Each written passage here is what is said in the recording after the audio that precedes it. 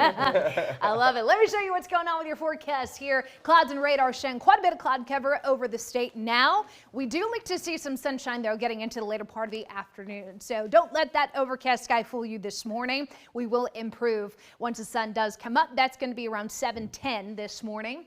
West Shore home camera looking out over the skyline. A little bit of some of those low clouds touching the tops of those buildings. But like I mentioned earlier, there is potential for some fog to briefly touch down here. We're going to be looking at that development on and off, mainly east of I-35, but I do think it's possible that that fog settles in even in parts of the Austin metro.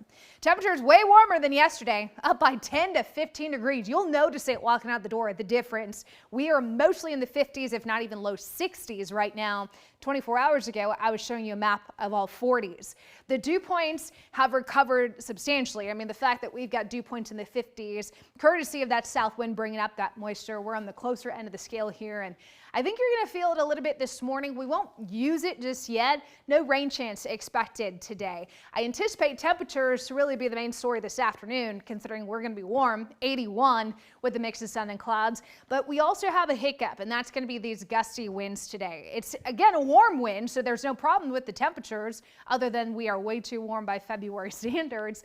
But the gusty winds out of the south today could get up to about 20 to 30 miles per hour. That would be your gust speed. Your sustained wind, 5 to 15 miles per hour. But gusty winds through the afternoon and evening before eventually those winds will relax heading into tonight. That said, we are going to see a response in our wildfire risk. We're elevated today. That 2 out of 5 concern. Where we really have problems is up in the Panhandle and then through parts of the Central Plains, even into the plains of Colorado. You'll notice that extreme risk here. Northeast Colorado, Nebraska, Kansas. I mean, that's as high as the alert level goes. There's nothing beyond that. So as we mentioned earlier, unfortunately, some of the power companies talking about shutting off the power because they're worried about those power lines sparking with the gusty winds, dry air, humidity less than 10% in some spots. So very, very vulnerable to our north.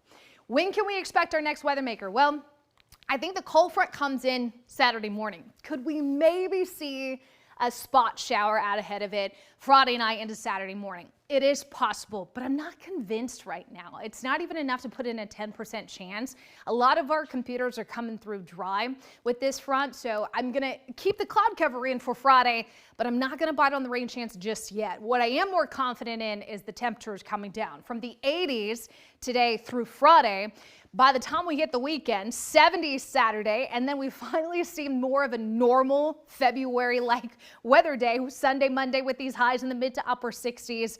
Overnight lows will also respond with 40s waking up Sunday, Monday. So dry for now, but cooler temperatures on the way for the weekend. Erica? All right, thanks, Kristen.